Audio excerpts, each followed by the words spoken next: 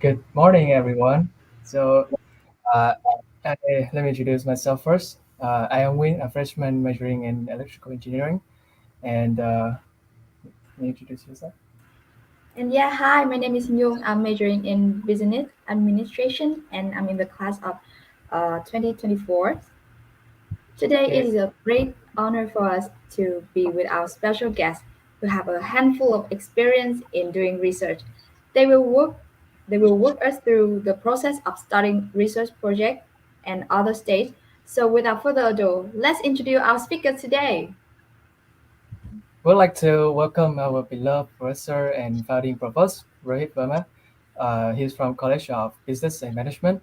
His research involves services operations management, hospitality and services design, management and operations in healthcare, and wellness and living and care. We would also like to introduce professors in behavioral science, Prani Lamputon from College of Health Science. Her research interests involve motherhood, infant feeding practice, parenting, sexuality, reproductive health, sexual health and well-being, mental health, sexual violence, pandemic, health and well-being, qualitative research methodologies, cross-cultural research, and researching with vulnerable population. So first, we would like our Professor Verma to share with us about his research. Thank you. Thank you very much, Nyong and Yuan. Such a great pleasure to be part of this forum. As I mentioned during the opening ceremony on Sunday, I'm so excited that all of you students have taken the lead role in putting together this series-long workshop. And I'm also thankful to Professor Prani and the entire VPU office for working with all of you to make it happen. This is such an exciting moment. And today it is my pleasure to talk to you a little bit about how to start a research project. So I have some slides here. Let me see if I can figure out how to present. Somebody can help me make it full screen, perhaps. Um, all right, very good. Thank you. So let's just make it full screen. And some of the slides, the format of the words and images are not perfect because of the format, the way I put them together, and this particular program. But I hope you will get the gist of it. So, like I mentioned, my topic is how to start a research project, right? So this seems like a very big, daunting task. You know, if you cannot figure this one out, then nothing else matters. So, what I'm going to do is come up with a simple analogy. I hope you can relate to it and then link back to this idea about how to start the research project. So that's my thought. So let's start with a very simple situation. And I say here, maybe it is harder than this one, right?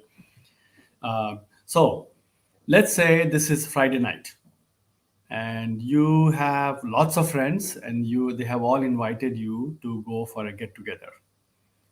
Now you have a choice. You can do nothing, right? Just stay in your own room, watch a Netflix show, or you can choose to go to one of the get together. So how do you figure out which one you want to go to? So there are lots of choices, right? You can go to the friends who are very interested in sports. You can go to the get together where they're all interested in singing and dancing. Or you can go to the party where there's lots of different types of food. Or you want to go to people who want to talk about books or philosophy and so on, right? So the first thing will be that you will have to make a decision which party or which get together you want to go to. And it turns out that this decision is actually very similar to what research discipline you want to pursue. There are major fundamental differences across academic disciplines. So I think the very first thing you have to decide when you want to start research is that from inside, which of these academic disciplines give you more excitement, more passion, more energy, and so on. And I just put some four examples here based on the disciplines available at Win Uni. You know, you can think about science and technology, computer science, which is the top left part. You can think about health and wellness, which is the lower part of the left side of the screen. Or you can think about, social issues, policies, other things which affect the community and humanities, which is the right side on the upward part of my screen. Or you can think about performance and excellence and customer satisfaction and service, which all fall within the domain of business administration. So this is like selecting the get together of the party you want to go to. And by the way, you don't have to be from that college to decide that discipline. Just like you can go to any of the parties, right? Any of the get-togethers. There's no prerequisites. Anybody can go to any get-together. The same thing is true here. A student from one discipline can these days very clearly decide to go to any of these areas simply because the lines between disciplines have blurred quite a bit. And so that's the first decision you have to make. What is really exciting for you? All right, so now that you have decided, then the next stage will be that, okay, I'm going to this get together or party. Who do I talk to there? Right? Or in other words, now you go to the get together, and let's say you're a few minutes late. People are already talking. And now you have to figure out, which conversation to join. There are people sitting in front of TV, right, watching a sports game, or there are people sitting on sofa and engaged in a very serious discussion, or there are some people having fun, singing and dancing. That's all within the party. But what had happened was you joined a little bit later, right? And then the discussions were already ongoing, and same thing is true for research. Which conversation do you want to join? Do you want to talk today about whether the world is flat or world is round? Or do you want to talk today about whether the universe is expanding or contracting or staying the same? Some of these conversations have taken its course. I think we all know that the world is pretty much round, the earth. And right now, the discussion is going on about whether the universe is accelerating or decelerating, right? That's what people in physics are saying. So if you have to join a conversation, shouldn't we be thinking about the conversation which will take the knowledge further? So that's what you have to do. And that's the same thing you will do in a party or a get together, an exact same thing you will do in a research context. Identify the sub theme where conversation has a future, something new which has to be done. So let's just go a little bit further on that thought. Now, clearly, just like when you go to a get together where people are already talking about something, same thing happens when you are in a research environment. Uh, we join in and other people are already talking. People are clustered together, either physically in a get together or virtually in case of research. And I want to go in and I want to talk to them and I want to get my voice heard. So, how do I do that? And I think if we can figure that one out, then we will make a contribution. Now, clearly, some things do not work. Okay, so I'll give you an example of a get together. Imagine you are in a get together, people are talking. You walk in the room, you identify a group of people you really want to talk to. You charge towards those people, you get close to them, and you start talking. You start talking whatever you want to talk, and you interrupt everybody. Guess what will happen? Very soon, somebody will get annoyed. They'll either ask you to stop, or if they are maybe polite, they will just quietly move away from you. They'll go someplace else and start another group and start talking, and then again you are left alone. So that's clearly not a good strategy to jump in and then not make a case for why other people should listen to your voice or my voice. So that's what we have to think about when deciding a research topic. How do I identify the theme? How do I identify the conversation I want to be part of? And then how do I want to get my voice heard? So here is a specific example now, right? This is from computer science. Once upon a time, people used to talk about how to make computers faster, and we had various types of microprocessor chips and so on. Well, that conversation is long gone. The current state of conversation is that we're talking about quantum computing and other things. How can we make machines think faster and think about in a probabilistic term rather than just in a linear way in which we are used to having machines do things for us? So first, anytime you start a research project, you got to understand what is the current state of the conversation. A get together analogy will be that I walk into the room and I see a bunch of people talking. I first go there and stand and I listen and I see what people are talking about.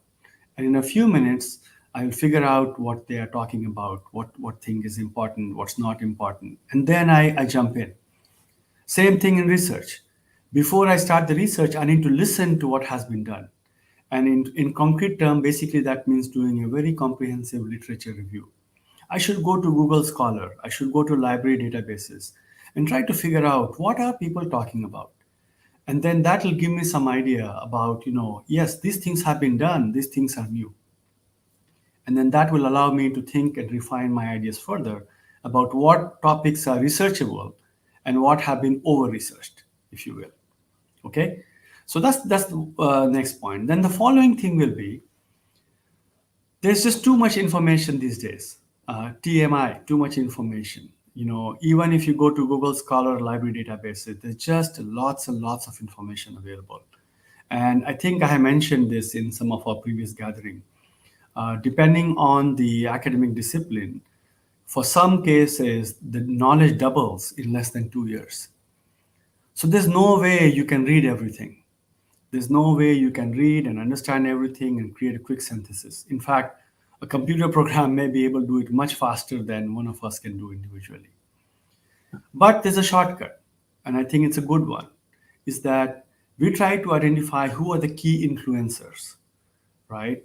Just like when you go, again, get together example, and now you're seeing a bunch of people standing and talking together. You can see that in any group they're talking, there are 2, 3 people who talk more than the others, and everybody listens to them. Turns out the same thing happens in research.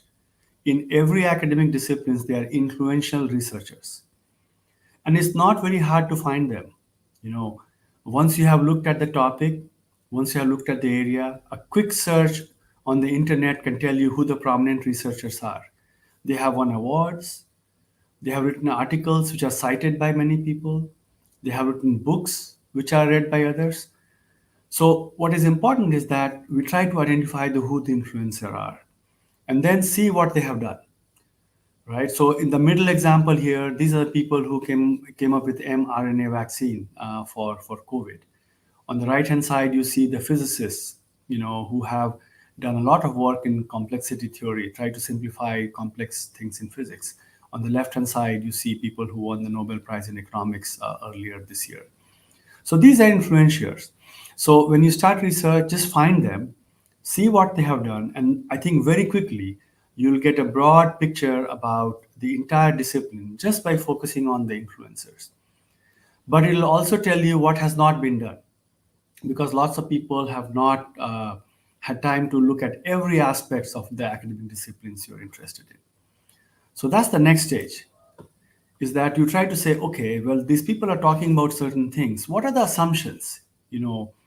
Some people may assume that the world is expanding, right? Some people may assume that the human beings are irrational or rational. Some people may believe that vaccines are important, and some people may believe that it's not so. So once we identify the assumptions by reading those documents and papers and YouTube videos from these influencers, then we can go to the next stage to think about how I can make a contribution. And now very quickly, since my time is running out, I have about 2 or 3 minutes, I'll offer you 3 or 4 suggestions about how one can make a contribution, and then give you some general thoughts. So hopefully all of this gives you some idea about how to start a research project. So how can you make a contribution?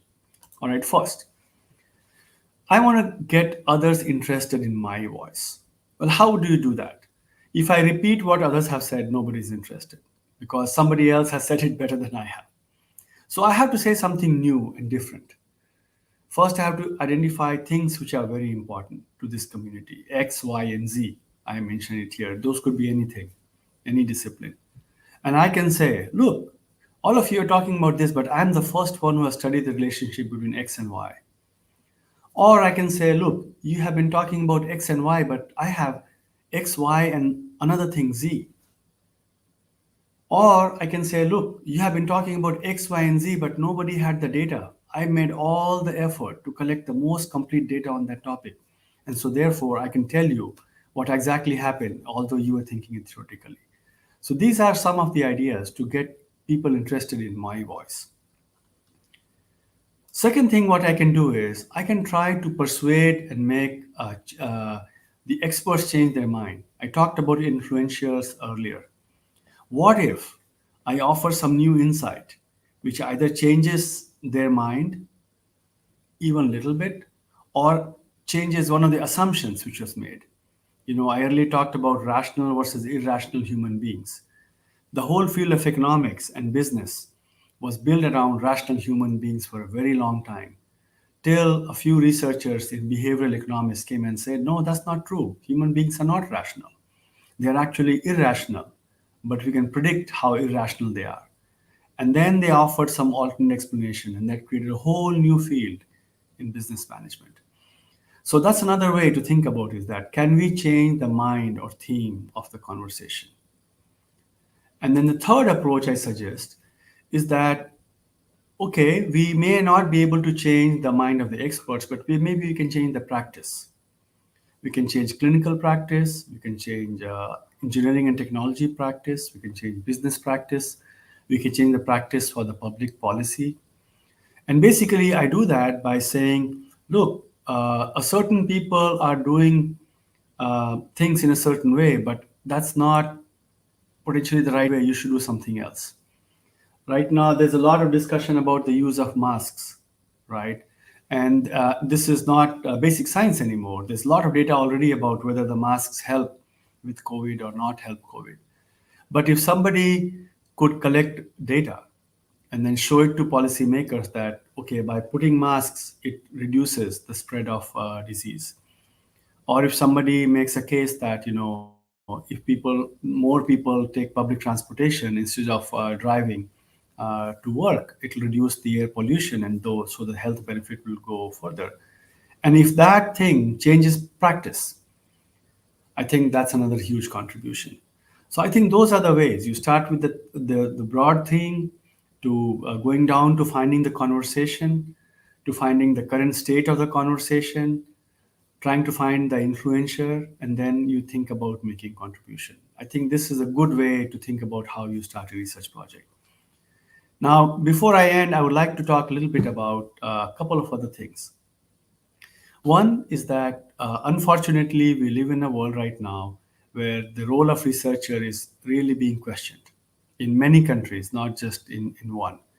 And some for not so valid reason, but some for valid reason. And I have listed some of that here. Part of it is because scientific rigor is being questioned. People also question sometimes that the scientific knowledge is too abstract. It's not easy to understand. Sometimes people talk about scientists not addressing important questions. And sometimes people really question the moral and ethical compass of the scientific world. So it's important that we really try to find impactful project which can have something some potential for making the life better for everybody. Then I think it's just a lot more easier to do what we want to do, and then also make sure that we have the resources available for doing so. And I'll just give you one example of that. Take a look at this picture. Human beings once lived in caves. And if the very first humans had not done research to come up with fire and figured out that, we can control the fire and we can cook our food, I think we will all be living in caves right now. So I think good research can have a huge and profound impact. So I hope some of these things are helpful to you. And with that, I'm done with my 20 minutes. So I'll stop right now. Thank you very much for your attention. And then I'm happy to take some questions whenever the time comes. Bye. Oh, yes. Thank you, Professor Verma, for your insightful sharing. I think our audience have gained the necessary information for them. So if you guys have any question, please type in the chat box. And moving on, please welcome on stage Professor Liang Putong to share more about how to do a research. Thank you. Thank you, Yung. So are you getting my slides up? Yeah, okay. Thank you. Okay, xin chào all students. Thanks for listening or coming to our live session this morning. Now, before I start my slides, I want to say a few things. One is that my slides will be a lot more serious than Professor Rohit's one. But all the thing that Professor Rohit has said, you actually can imagine that. Use your imagination and then apply to what I'm going to show you from now. Okay, so you can see that the parties now it come into the academic life. And the other thing is that because I do research in health more than in others areas, so you might see that sometimes I talk about health issues more than other things. But all the things that I'm talking, things like how do we start, what do we think, and the cycle that we have to go through, you actually can apply to any discipline. Okay, so just want to show you that. Thanks. Next, please. So now this you see the quote from Husserl. This is the thing that I really like, and I always ask students to think about this. Now, the best research start with two words: I wonder. That means that you become curious about things. Okay, so your sense of curiosity is all that you need. So that because of that, then when you start to be curious about things, you start to observe things. When you observe things, you start to have questions, and these questions then will lead to more exploration, more the investigation, and so on, and that your research. So this quote is so nice to use when for anyone. So now you actually yesterday in the very first session, 4 faculties talk about research, what is research, and how do they do research in their own disciplines. So now I'm going to just bring you back to the definition a little bit. So what do we mean by research? Actually, it is a planned activity which results in the construction of new knowledge. And this knowledge can be used to provide answer to some problems. So now in health, we can talk about health problems. If it is in engineering, you can talk about some of the problem in engineering and so on. Okay, so in health, we will use the knowledge to provide answer to some health problems, and then from there we actually can use as evidence in order to provide better health care to our consumer or our patients. So in doing any piece of research, that means that we as a researcher, we must carefully think about our research design. So from here, you got your curiosity, and then you start observe, and then you start thinking about the project. So that is the very simple way that I can put, here. Next, please. So now, when you decide your research or want to start your research, there are a few important issues that you need to think. So first, we have to think carefully about the nature of the research questions that we want to find the answer. Okay, so the research questions. What are the issues here? What are the problems here?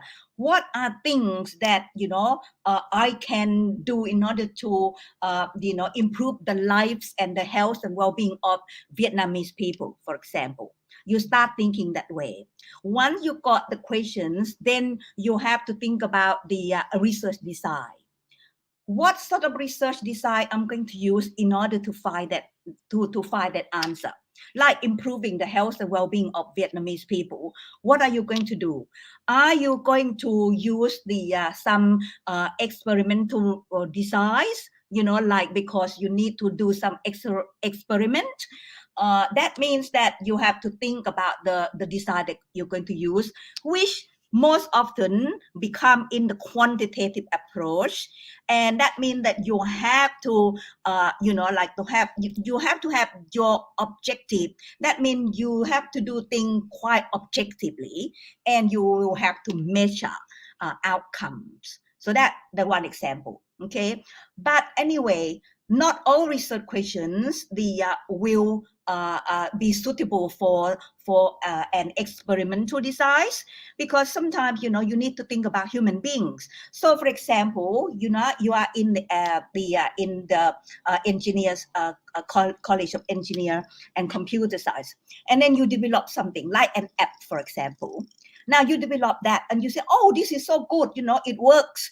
I have tested and it works and that sort of thing. But how do you know that people like it? Do people accept the app that you developed? Or is there any problems that prevent them to use your app? And that when you need to think about another research design, what you're going to do. And this is when qualitative research methodology will come in. Okay, so as I said, your intervention might be effective, but do people like it? People use it? People are happy with that or not? Then you use the qualitative research to look at their needs, to look at their experiences, and also their preferences. So you can you see that depending on the questions that you're going to find the answer, then you need to look at the research design. Which one best for your research? Okay, next please. The other thing is that you need to look at the purpose of your study. This is very important. Is your research going to be an exploratory studies or a confirmatory study? Now, when we talk about exploratory studies, we actually explore and describe a given phenomenon. For example, living with COVID in 2021. Okay, so you explore the issue.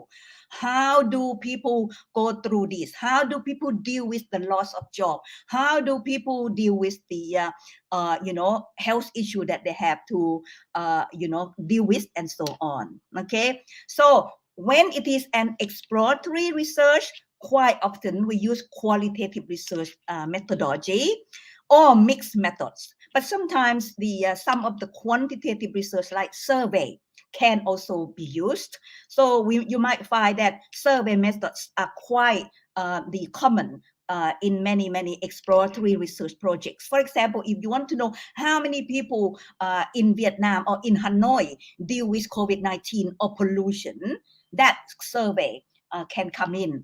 Or how do people see this sort of thing, survey can come in.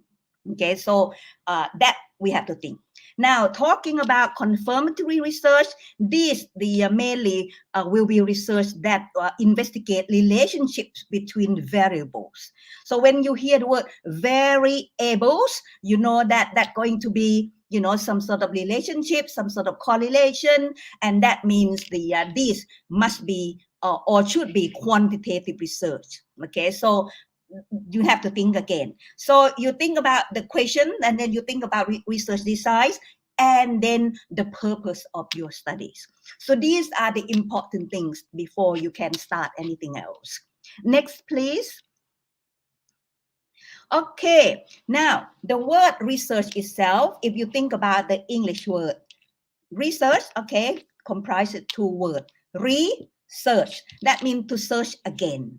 But to search again, the search that we have to do must be purposeful, and also must be choreographed according to the research questions that we want to find the answer.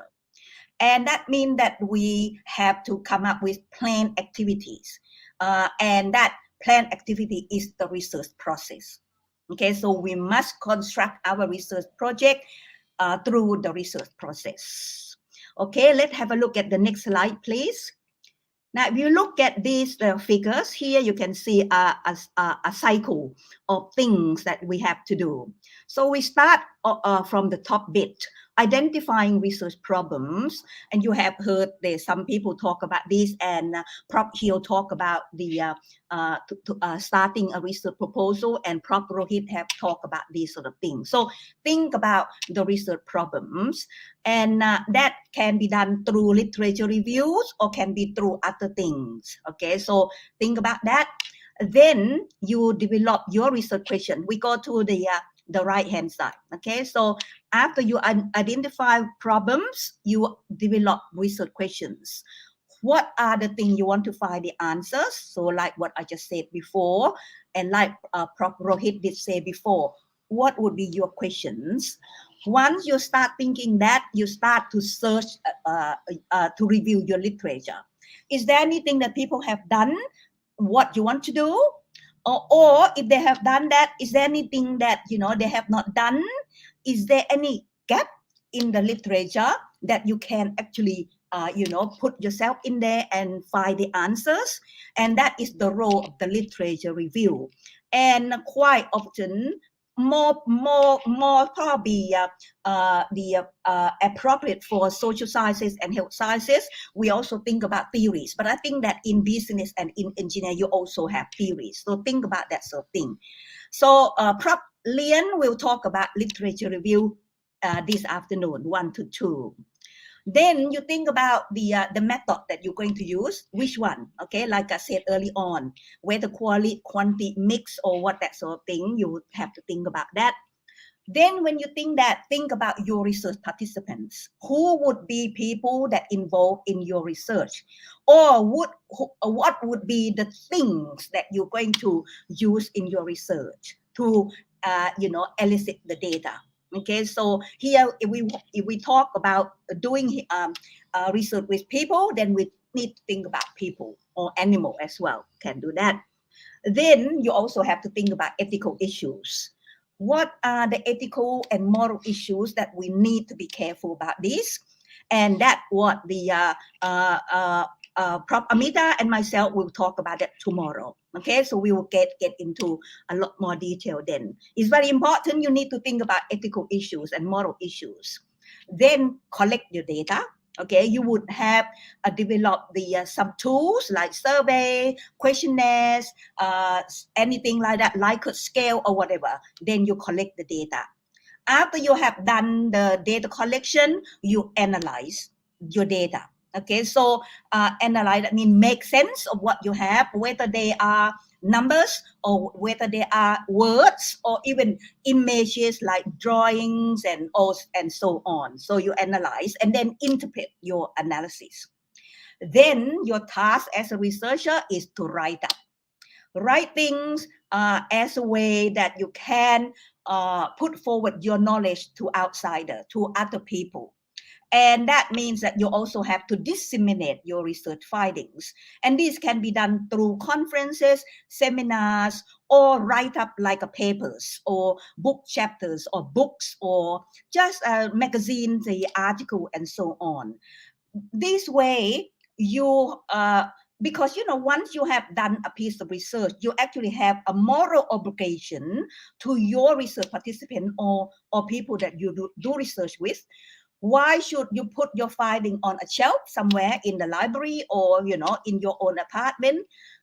We should not do that. We should disseminate so that other people knows, and also they can actually use our research findings in their own discipline, like improving health, improving business, and to make people understand the life of those people better and so on. Okay. Now, in terms of health, there is one thing that you might hear sometime later is the evidence-based practice. And this happens in education and social work and so on as well. We have to use our research findings as an evidence that other people can use, whether for practices, service provision, and so on. So normally we would incorporate our finding into evidence. And when we start doing that, we're going to identify some other problems, so some other issues. Yeah. So you can see that this is a cyclical thing. It goes on like this. And I can tell you, once you become a researcher, that's going to occupy your life. Okay. So it continues that way. And it might become a disease that you cannot get rid of. Be warned. Okay. All right. So next slide, please. And I think that I don't have to actually repeat too much on this slide, but it's the same what I just said before. Yeah, so a research process is cyclical and comprises many stages. So I think we can go past these slides. Next, please. Okay, now I just like to say a little bit about research question and research problems, because many of you say, where do I get the idea from? Or once I get the idea, where do I go from there? Okay, now I think that is very important that we think about the consider our research problems, and also start thinking about research questions from the very beginning. Yeah. So when we talk about research questions, conceptually, it means this: are questions that provides an explicit statements of what it is, what we want, and also what to know about. So that is a research question. So quite often, research questions are framed as questions, and that's what we hope to find answers through our research. And we develop this when we discover a gap in the literature. Okay, and this is very important, very essential in the research process, because our research problem or question will push us to think about the areas of interest on which we need to seek knowledge. This is very important. Now, as I said before, some of you might ask, what do we do when we do this? What do we do, or what we use with that? So I would say well-found research questions will help us or allow us to generate new knowledge, which actually can contribute to evidence-based healthcare practices. Okay, so that's what I talked about that before, but bring that back. Next, please. The research questions are generally derived from research problems. Okay, so here when we talk about research problems, what does it? What do these research problem? What is it? So it is an area of concern when there is a gap in knowledge, and that requires a solution, which again can be described, explained, or predicted, so that we can improve services, healthcare practices, and so on. So this knowledge gap, or another word is what is not known about the issues, will determine the complexity of your research and the complexity of the research that needed to produce important knowledge in your discipline, like in health and so on. And we can actually generate these research problems from many sources. Okay, so Rohit talk about, your curiosity and other things as well. So here, which I did say that too. So you can see the last point I have on this slide. This research problem can come from our own personal experiences. So do not think that my own problem is just my own. You will see that you will see in a way that whatever that I have to deal with now also is dealt or happen to a lots of other people. So another word to put it from a sociological perspective, okay, personal problems is public issues. I can tell you that what our personal problems are also worthwhile investigating, because that, as I said, there are a lot more people who experience the same as us, like mental health issues, okay, stigma and discrimination, racism, health issue, loss of job, and so on, that sort of thing. You see that it's not just my personal problem. Other people deal with that, and you might like to know more about that. Okay, now health and social issue, that probably from literature review, from reading, from listening to the news or watching the news and so on. For health people, clinical practice observation. You see some problems in hospitals or in healthcare and you want to find the answer. Okay, some people go for theories because they think that some of the theory that we use now is not working. So they want to develop new theories.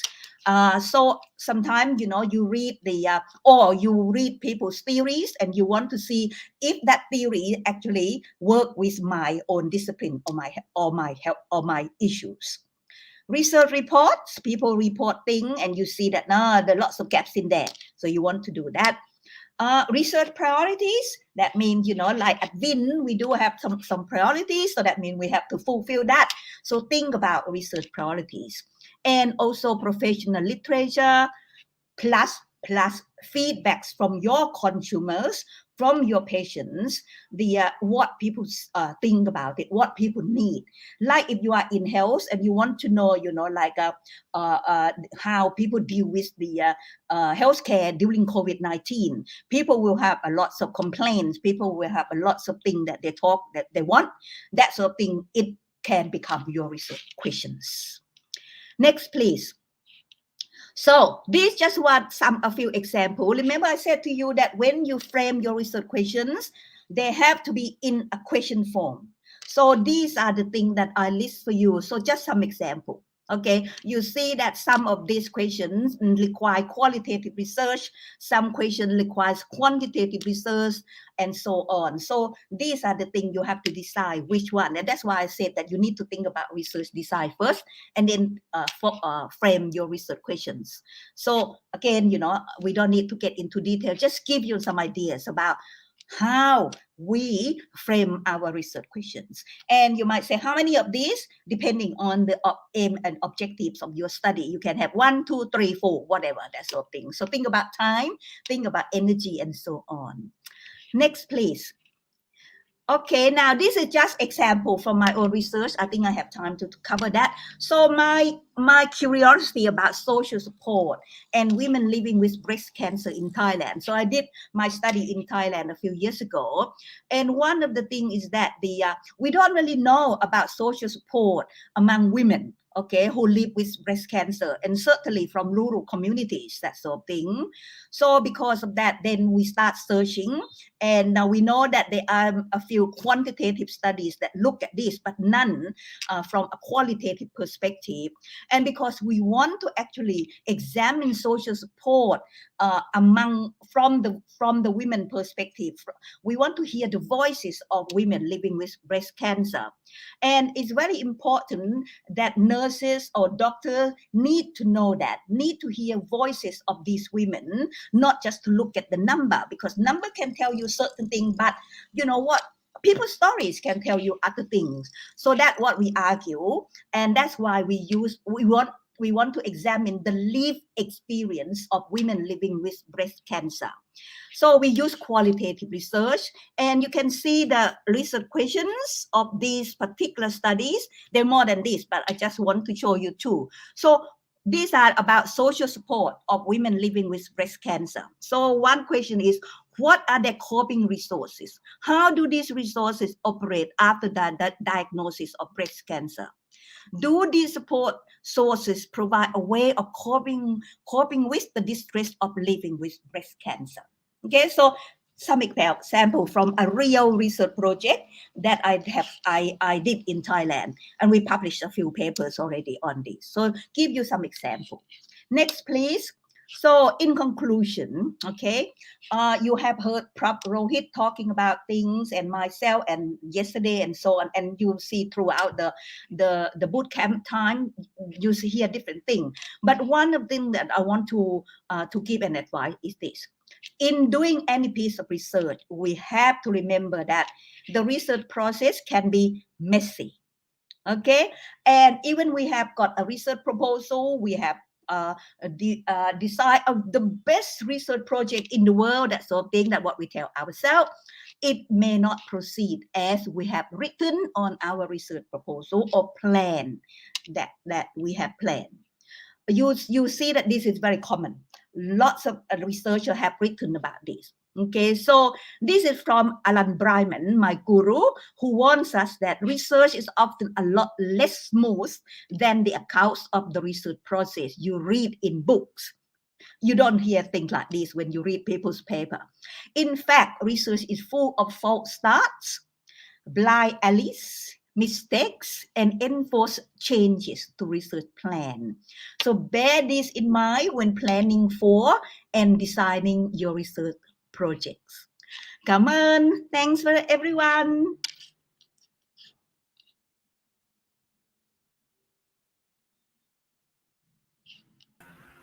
Well, again, thank you, Professor Liang Putong, for a very informative presentation and also your advice. And again, we want to say thank to our guest speaker today, Professor Verma and Professor Liang Putong, for such inspiration and insightful sharing. by listen by yours present, I think I have learned a lot about the process of conducting a research. And I think our audience in the chat had some question and what I want you guys to clarify. So now we jump right out to the Q&A section. And yes, our audience, please, if you guys have any question, please type in the chat box and our professors will answer it. Thank you. Yes, I see a question from Nguyen Hoàng. Did you ever have a research project that did not go as planned or kind of failed? Do you have any tips on how we could recover? Rohit, you want to go first, or I can say something? You go ahead. You start first. Then Okay. I'll take the. Yes, plenty. Okay, plenty. Like I said, like what the Brahman has warned us, I developed a good research proposal and have planned, contacted people, contacted gatekeepers, and so on. But when we start doing that, we quite often we have to change our plan. Now, we're not going to say that our research failed. We never say things like that. We always say that, and certainly in my research, because I work with people are unpredictable. People are different, you see. So you can't just say that, all right, they're going to go along what we have planned, that sort of thing. So this is in my discipline. So we never fail, but we have to modify things. We have to change things.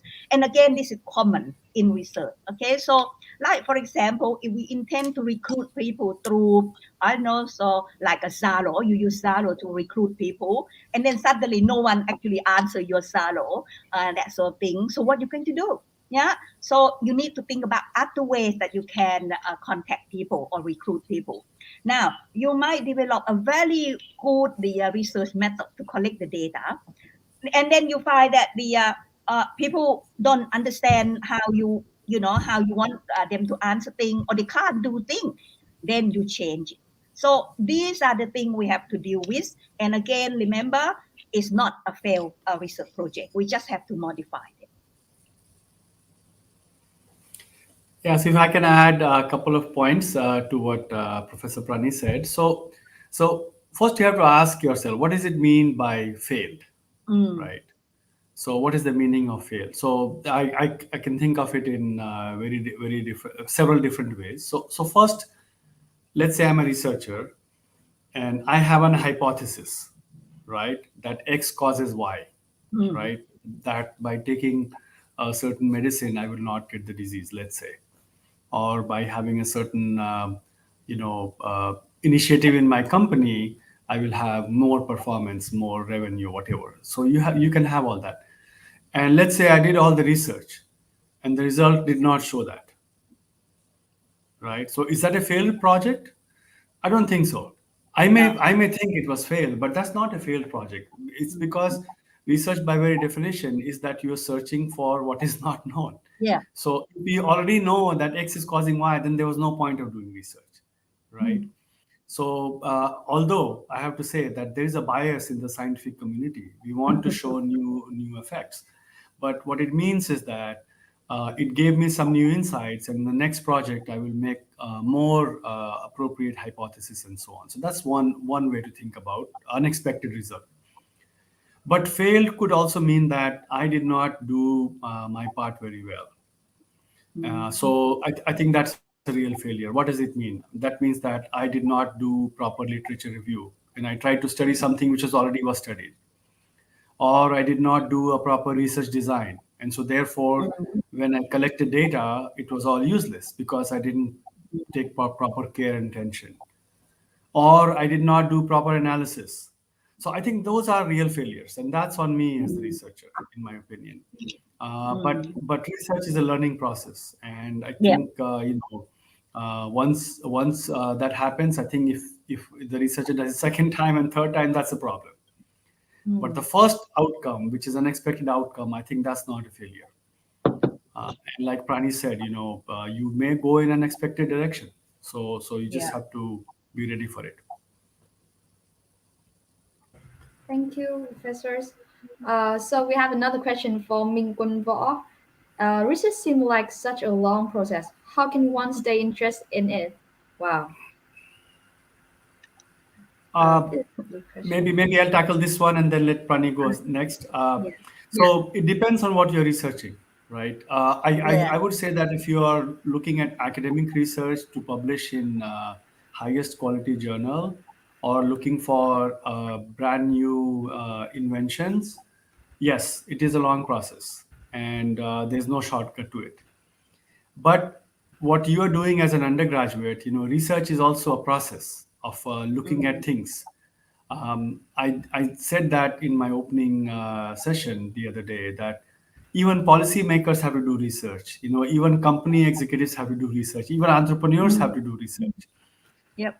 And so it depends on the problem. If you're looking at, how to find better customers for your product, or find a tweak into a product to see if it is more usable, that can be very fast. But yes, if you're looking Mm, for academic scientific research which can be published, it is long, and there are mm, no shortcuts. To come up with a no. new drug, for example, these days takes about 10 Mm, plus years of research, mm, and the typical cost of one new drug released in US right now is over 1 billion US dollars. So that is the reality. mm. So Yeah. Thanks, Prof. Rohit. So I want to say a little bit about this. Now, that's why I remember I said that, you need to come up with your own curiosity. I wonder. Okay. If you want to find the answers, you're going to be very, very interested in the issues. That means that you want to know this, you're going to uh, go further into finding more, and then finding more knowledge, and then talking to people. Once you get the data in, you're going to be curious about, oh, what do people say? What do people think? How many people say this or do this? And once you get that data in, you're going to say, oh, how do I actually make sense of this? And then let other people know. So I can tell you that if you have your curiosity and you like to do that, you never lose your interest. It may be times that you're going to feel that, oh, that's too much. I'm going to give up. I'm not doing this anymore. And you can ask people who have done their PhD. Okay. Many people would get to that point. I give up. I'm not going to do that anymore. But then they come back and do it again. So of course there will be times during the research process that we feel that, oh, we don't want to continue and so on. But if you are really curious about things and you really want to find some answer, you're not going to lose that. Okay. So up and down, of course, that's going to happen. So stay interested on the issue that you want to find the answers. Yes, I think thank that you. Oh yeah, we got a question from Lê Tuấn Anh is how do you cope with the growing pressures from positive result? Oh dear. That's the pressure that we all have. Yeah. Uh, Prof. Rohit, you want to answer this? Because I think that you might be better answering this question. so the pressure is there, yes, and unfortunately, let's say as a researcher, I say that I wanted to study relationship between A and B, and then said, Mm, oh, I didn't find anything. That's not that mm, an exciting news, mm, right? But in the recent, at least last few years, increasingly people are realizing that the major journals in fields, they are biased towards positive results, and mm, because of that, what happens is the negative results do not get reported, and which mm, means that many more people keep doing those experiments or studies, just trying to find them, although many people know that there's nothing out there to find. mm, So there is a movement going on right now. It's in the early stages. Some journals are saying that, okay, you write a paper without actually doing the experiments or without mm, actually collecting the data, and you sell us on the idea.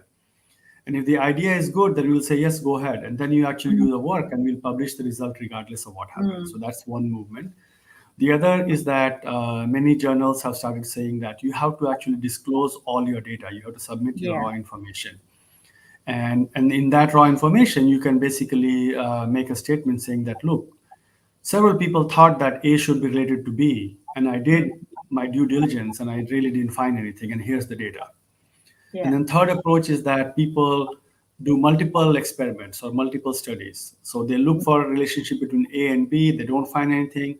Then they look relationship between B and C, they don't find anything. They look at relationship between A and C and they find something.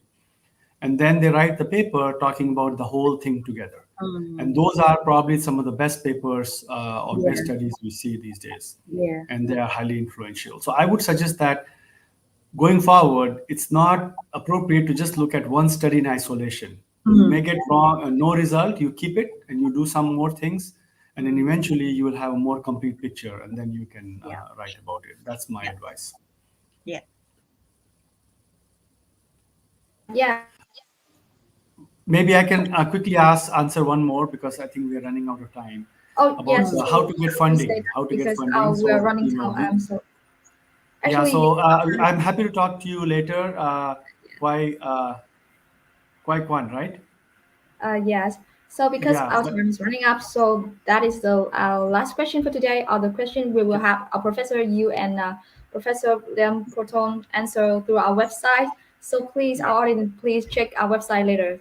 And once again, I want to thank you, all the guests, our Professor Verma and Professor Liam Proton, for an interesting Sunday morning with many information about doing a research. And it's our honor to have two amazing professors sharing about all that information. Thank you very much. Bye, Thank you everyone. for inviting us. Thank you. Thank you. Thank Have a you. nice day.